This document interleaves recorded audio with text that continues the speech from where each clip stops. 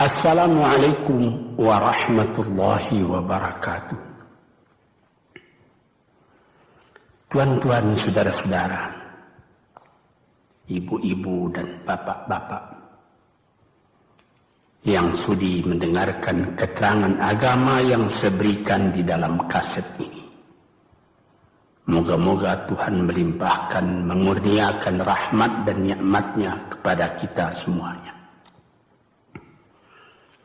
Saya akan membicarakan suatu ayat yang bertemu di dalam surat Al-Baqarah. Bunyinya, Allahu waliyul ladzina amanu yukhrijuhum minadh dhulumati ilan nur wal ladzina kafaru awliya'uhumut taghut yukhrijunahum minan nuri ila dhulumat. Artinya, Allah adalah menjadi pemimpin bagi orang-orang yang beriman, orang yang mempunyai kepercayaan yang teguh.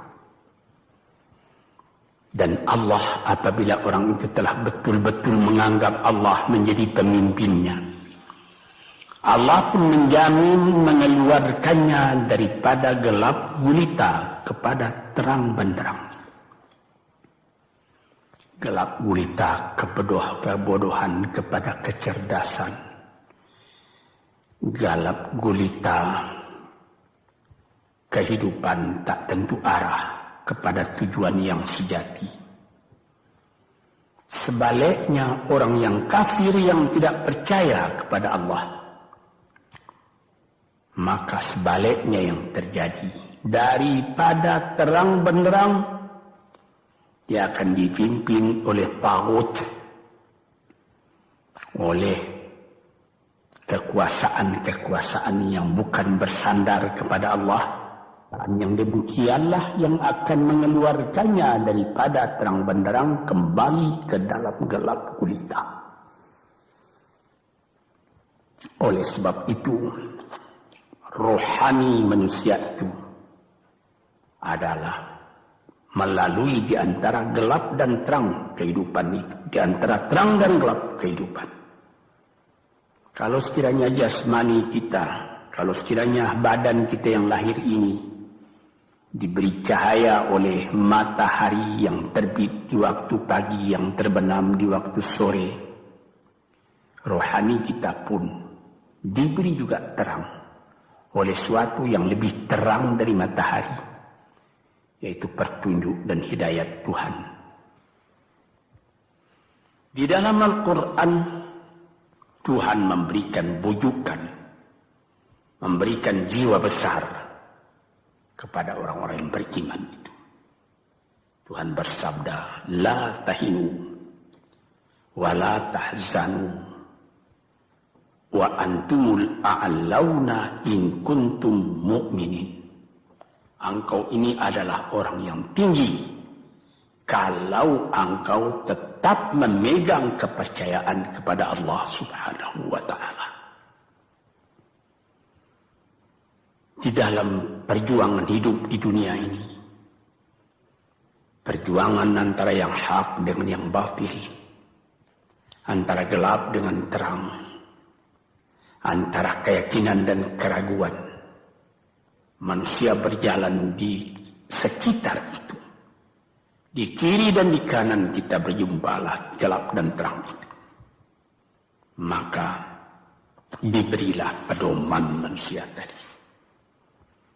Apa pedoman?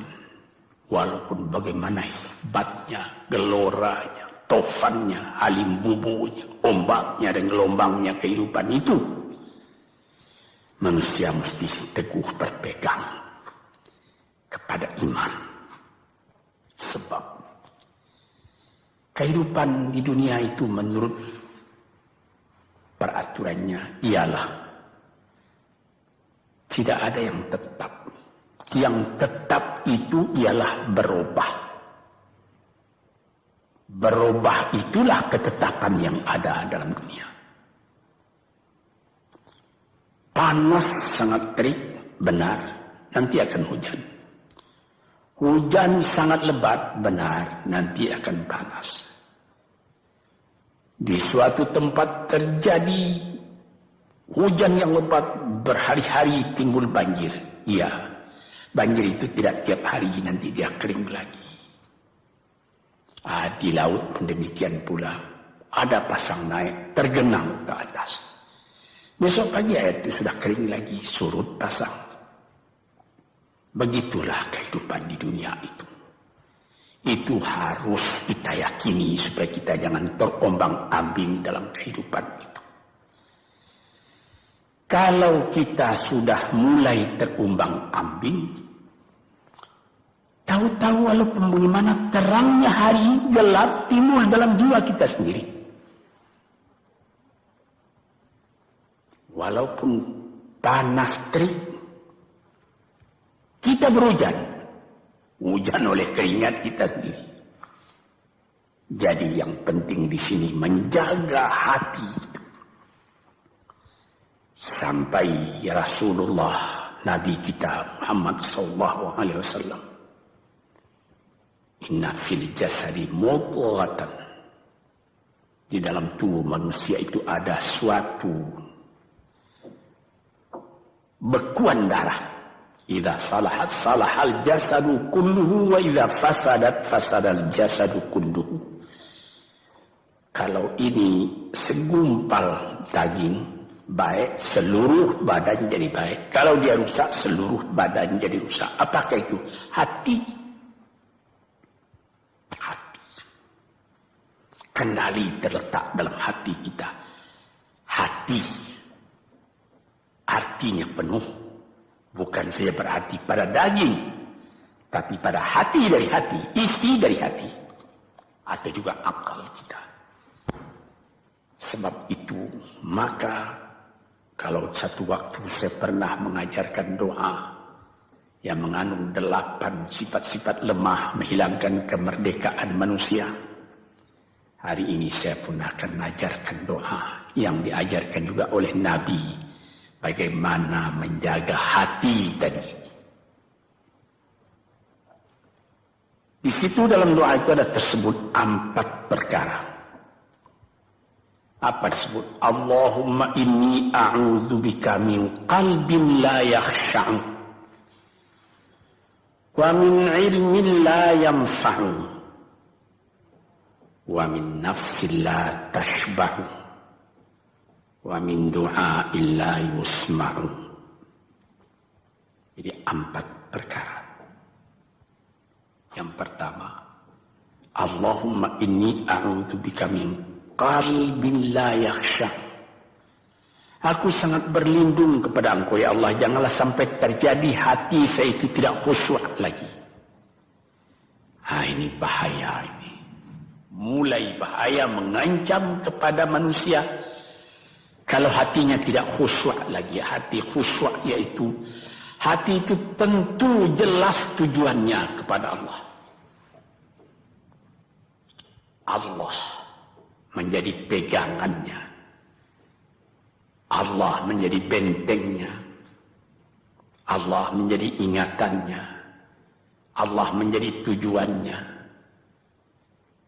Dan kepada Allah dia kalau sembahyang menghadapkan diri, menghadapkan hati, maka permohonan kita yang pertama kepada Tuhan, ya Tuhanku, janganlah sampai hati saya ini tidak khusyuk lagi. Sebagai orang Islam, kita sembahyang 5 waktu. Di dalam Al-Quran dikatakan sembahyang itu ialah khusyuk, terpadu ingatan kepada Tuhan. Tapi kalau kita sudah, hati itu sudah mulai ditumbuhi penyakit, walaupun sembahyang, mulai sejak Allahu Akbar, pikiran sudah menjalar kepada yang lain. Piutang belum menerima, utang belum terbayar, makanan belum masak, macam-macam lah yang teringat. Padahal kita dalam sembahyang. Ini apa arti sembahyang tadi lagi? Ini sudah mulai berbahaya ini. Banyak orang yang tidak meninggalkan sembahyang, tapi tidak ada bekas dari sembahyang itu kepada kehidupannya. Di dalam sembahyang kita baca inna salati wa nusuki wa mahyaya wa mamati lillahi rabbil alamin. Sesungguhnya sembahyangku dan ibadatku dan hidupku dan matiku sama sekali terserah kepada Allah. Ini dirasakan dalam hati, bukan cuma disebut di dalam mulut. Sebagaimana dikatakan, bukan jadi lip service sebagai seput tangan penggosok-gosok mulut, bukan begitu. Yang dari hati. Kalau sudah dari hati yang khusyuk, ini berbekas kepada kehidupan. Aku tak takut menghadapi segala keadaan dalam hidup, sebab hatiku bertali dengan Tuhan. Dari Tuhan aku datang, kepada Tuhan aku akan kembali. Ini namanya hati yang khusyuk. Tapi kalau sekiranya bacaan tetap fasih, tapi tidak ada lagi dari hati, melainkan rutin saja. Mayang 5 waktu sehari semalam, tapi tidak merubah kepada perangai, tandanya sembahyang tadi tidak khusyuk. Ini yang pertama kita minta kepada Tuhan. Janganlah sampai kita mempunyai hati yang tidak khusyuk, hati yang tidak teringat kepada Allah.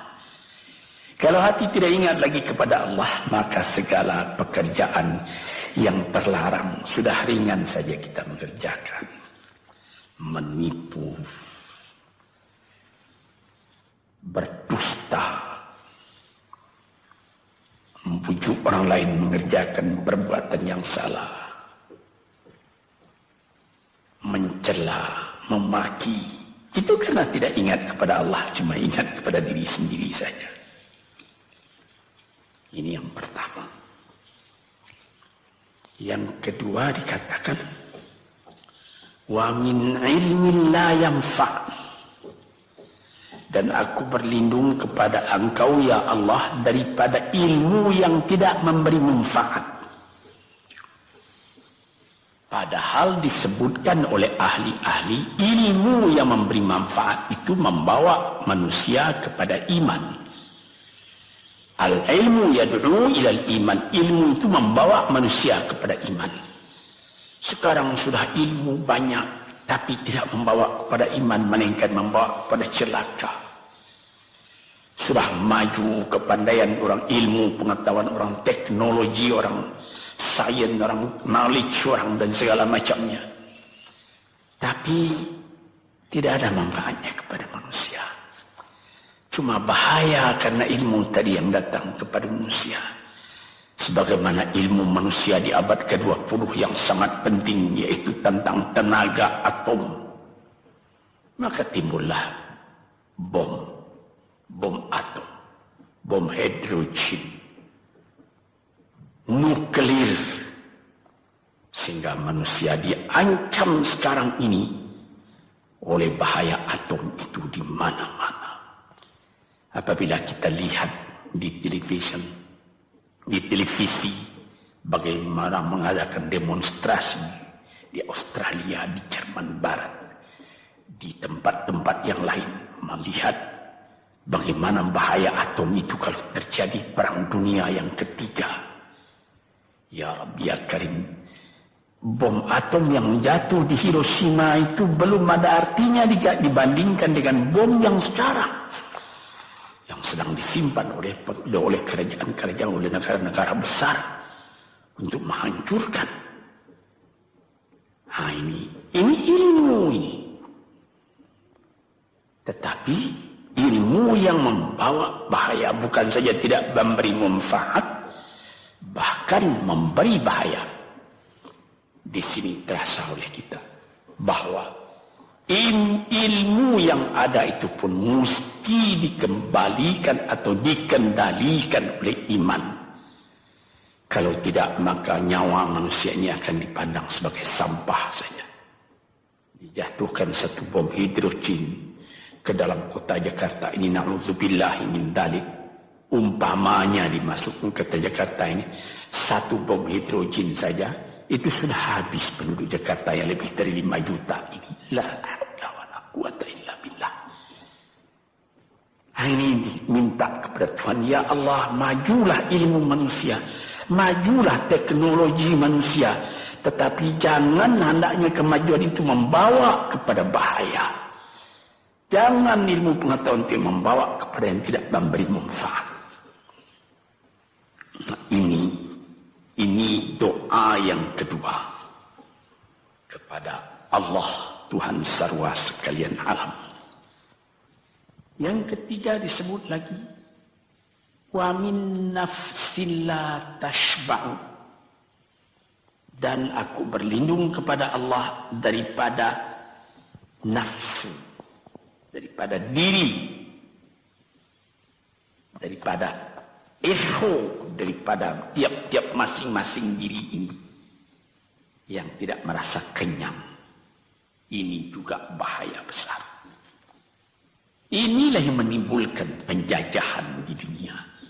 Inilah yang menimbulkan, disebut dalam bahasa Arab, al-ghazwul fikri, penjajahan. Sesudah Perang Dunia Kedua sudah banyak negeri-negeri yang merdeka, tetapi sekarang timbul lagi penjajahan baru.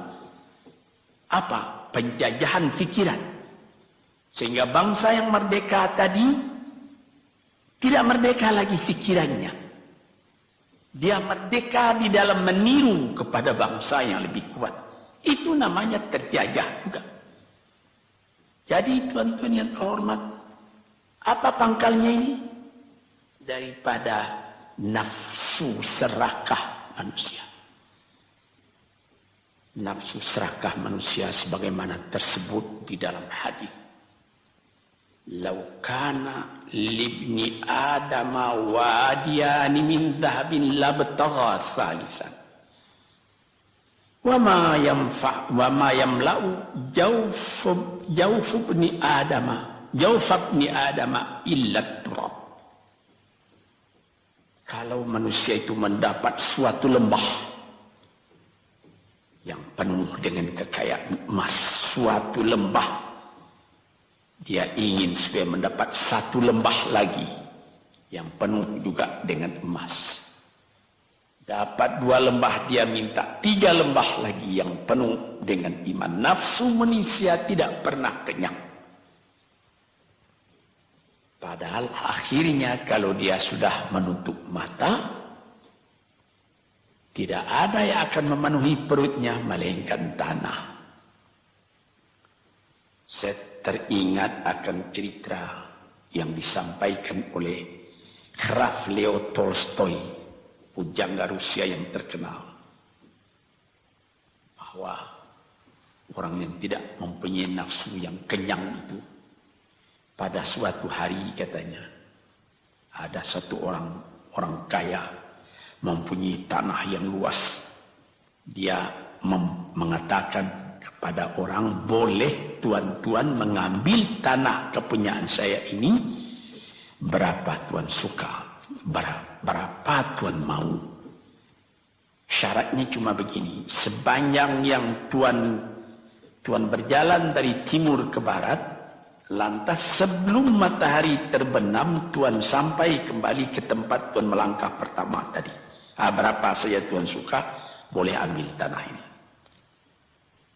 Maka datanglah si tamak tadi. Tuan yang punya asli tanah tadi mengatakan, bawalah bakal, jangan lapar di jalan nanti. Baik, dibawanya nasi sebungkus, dia berjalan, jalan. Dari pukul 7 pagi. Kalau diambil kekuatan, hendaknya pukul 10 dia sudah makan. Melangkah lagi beberapa ratus meter atau sekian, nanti boleh kekuatan buat kembali. Sehingga sebelum matahari terbenam, dia sudah sampai ke tempat dia menuju bermula. Tetapi ini orang bernafsu betul, dia minta supaya banyak tanah yang dapat didapatnya. Dibawanya nasi sebungkus, tapi dia tidak jalan, di tengah jalan tak berhenti, kan nanti berapa meter itu nanti kalau saya berhenti, tanah yang kurang buat saya. Dia terus berjalan. Dia tidak ingat bahwa kekuatan masa pergi yang lebih cepat dengan kekuatan masa pulang yang lambat itu dia tidak taksir. Dia berjalan saja cepat-cepat. Sudah pukul 1 hari, sudah jauh perjalanan. Lantas nanti kembali. Kelemahan badan, kondisi dan suatu situasi tidak sama lagi. Tidak secepat dia pergi dahulu lagi dia pulang kembali. Maka bukan pukul 7 dia sampai. Atau pukul 5 sore tadi dia sampai ke tempat dia berjalan bermula. Karena dia jalannya sudah lunglai. Kaki sudah penat, badan sudah letih. Kira-kira baru pukul 2 dia tidak dapat berjalan lagi karena sudah lapar. Dia coba makan sedikit pun tidak bisa lagi seenak makan yang tadi. Habis makan pun dia berjalan lagi. Pukul 3 dia terhenti. Jauh lagi baru sampai tempat yang pertama. Menurut syarat yang diberikan oleh mempunyai tanah yang pertama, kalau engkau tidak sampai ke tempatmu yang pertama tadi sorenya, tanah ini tidak engkau dapat lagi semua. Memang tidak sampai dia. Pukul 4 dia sudah berhenti berjalan, tidak kuat lagi. Mata sudah gelap. Akhirnya karena terlalu capai, terlalu penat, mati dia di tengah jalan. Berapa dia dapat tanah tadi lagi? Cuma sepanjang badannya untuk kuburannya, yang lain tinggal semua. Ini satu misal yang dibawakan oleh Graf Leo Tolstoy yang sesuai dengan hadis Nabi tadi, nafsul la tashba, diri manusia yang tidak pernah merasa kenyang. Kita berkehendak tidak berbatas, tapi tenaga kita sendiri berbatas. Ini kali tidak difikirkan oleh manusia. Dia punya angan-angan, dia punya macam teori yang dikeluarkan. Dia lupa bahwa nanti tenaganya itu akan terbasas karena sakit, karena lapar, karena tua. Sebagaimana pepatah dari nenek moyang kita, tanda-tanda dikirimkan lebih dulu bahwa kita tidak akan lama lagi di sini. Apa? Rambut, gigi, mata sudah mulai kabur. Uban sudah mulai bertabur. Gigi sudah mulai gugur. Kulit sudah mulai kendur. Kalau mata sudah kabur, uban sudah bertabur, gigi sudah gugur, kulit sudah kendur, sudah 4 perkara. Yang kelima ialah pintu kubur. Nah, ini kerap kali manusia lupa yang demikian. Sebab itu dikatakan, ya Tuhanku, janganlah sampai aku ditumbuhi oleh penyakit nafsu yang tidak mau kenyang-kenyang itu. Nah ini, kemudian itu timbul lagi doa yang keempat.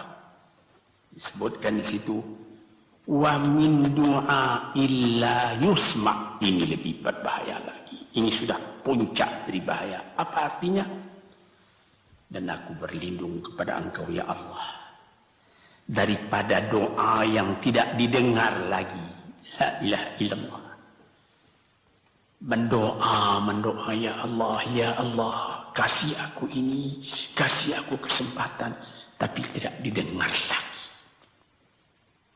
Tuan-tuan, para pendengar kaset yang tercinta, ada tersebut dalam hadis Nabi, wa malbasuhu haram, wa mashrabuhu haram, wa udhiya bil haram. Ya Rab, fana yustajab lah. Ash'asa aghbara. Badan sudah penuh dengan kotoran, penuh debu.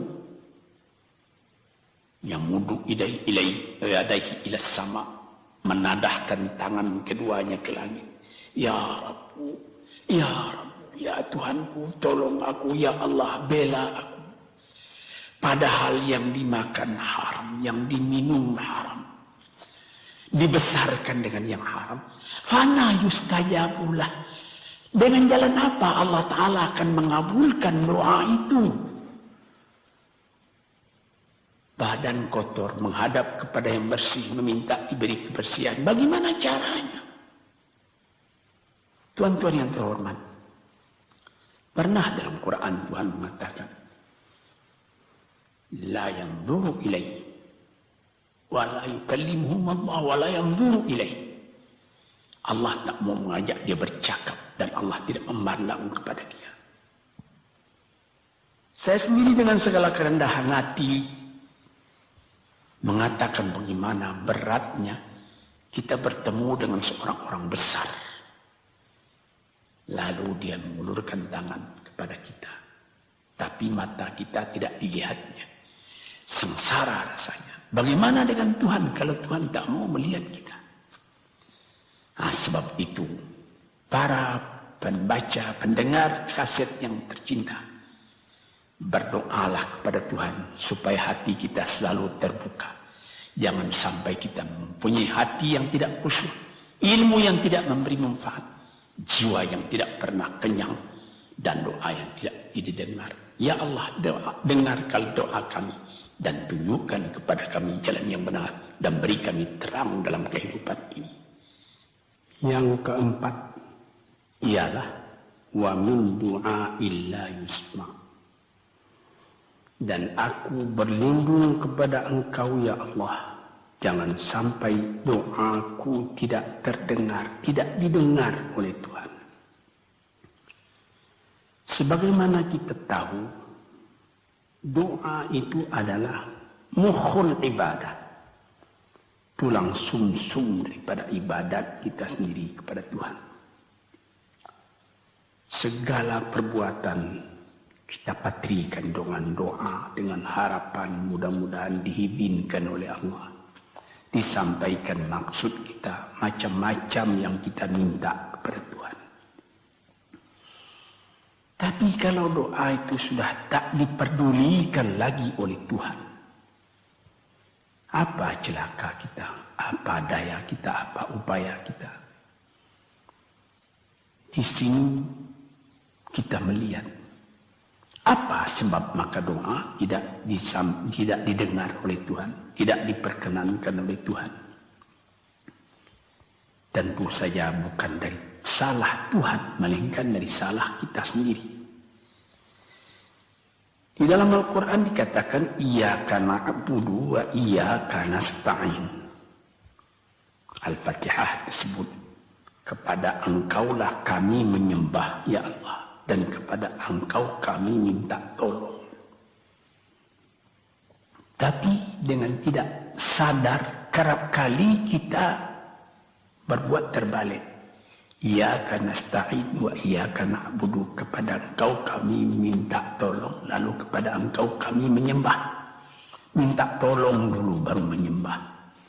Minta tolong banyak-banyak tapi terima kasih tidak ada. Tentu saja tidak didengar oleh Tuhan. Di dalam satu hadis tersebut, Asy'asa al-Ghabbara yamuddu yadayhi ila as-sama'i ya Rabbu ya Rabb, wa mat'amuhu haram wa mashrabuhu haram wa malbasuhu haram wa ghudhiya bil haram fa anna yustajabu lah. Badan sudah kotor, sudah berkerunyut, kesusahan, kegelisahan kehidupan terbayang kepada tubuh sendiri. Lalu menadahkan tangan ke langit meminta kepada Allah, ya Tuhanku, ya Tuhanku. Bagaimana Tuhan bisa mengabulkan? Dengan pikiran yang kotor engkau menghadap kepada Tuhan. Kalau tidak terkabul, jangan Tuhan yang disalahi. Hatimu sendirilah salahi. Apa yang kau perbuat dalam kehidupan ini? Di mana terdesak engkau ingat kepada Tuhan. Di zaman kesenangan engkau lupakan Tuhan. Di dalam mendapat percobaan engkau merengek mengadu kepada Tuhan. Jiwa yang seperti ini janganlah sampai timbul pada diri kita sendiri. Saya sudah mengalami apabila saya berhadapan-hadapan dengan orang besar. Saya ingin dia menghadapkan matanya kepada saya. Apa kabar saudara? Kabar baik. Dia lihat mata saya lihat mata dia. Tapi kalau ketika dia bersalam dengan saya, dia melihat kepada orang lain, bukan main sakit hati saya. Apa salah saya maka dia begitu? Mengapa tidak saya yang dipandang? Sedangkan dengan sesama manusia lagi begitu perasaan kita. Bagaimana dengan Tuhan? La yanzuru ilaihim wa la yukallimuhum. Allah tidak memandang sebelah mata kepada Allah, kepada kita. Allah tak tidak mau bercakap dengan kita sepatah pun. Langit mana tempat kita bernaung, bumi mana tempat kita berpijak kalau sudah demikian keadaannya. Nah, ini yang dijaga Tuhan-Tuhan yang terhormat dalam doa keempatnya itu. Hati janganlah sampai tidak khusyuk. Ilmu janganlah sampai tidak memberi manfaat. Nafsu janganlah sampai tidak kenyang. Dan doa janganlah sampai tidak didengar. Saudara-saudara, moga-moga Allah memberikan kepada kita hati yang terang. Sebagaimana ayat yang mula-mula saya sebut tadi. Allahu waliyul ladzina amanu yukhrijuhum minadh-dhulumati ilan nur. Allah lah jadi pemimpin bagi orang yang beriman. Sehingga dari gelap gulita dibawa dia oleh Tuhan kepada terang benderang. Walladzina kafaru, tetapi orang-orang yang sudah tidak ada kepercayaannya kepada Tuhan. Auliya'uhumut taghut, yang menjadi pemimpinnya bukan Tuhan tapi setan. Dia akan membawa orang itu daripada terang benderang ke dalam gelap gulita. Kita jadi meraba-raba dalam gelap kehidupan. Dalam meraba-raba itu masih ragu entah kemana akan pergi. Maut pun datang. Gelap selalu. Di dunia gelap, di akhirat pun gelap. Na'udzubillah min dzalik. Hadirin yang terhormat. Para peminat kaset ini. Moga-moga semuanya ini menjadi kenang-kenangan kepada Tuhan. Di dalam perjalanan yang jauh. Di dalam keistirahatan hidup. Sehingga mendapat ketetapan hati dan tumakninah. Assalamualaikum warahmatullahi wabarakatuh.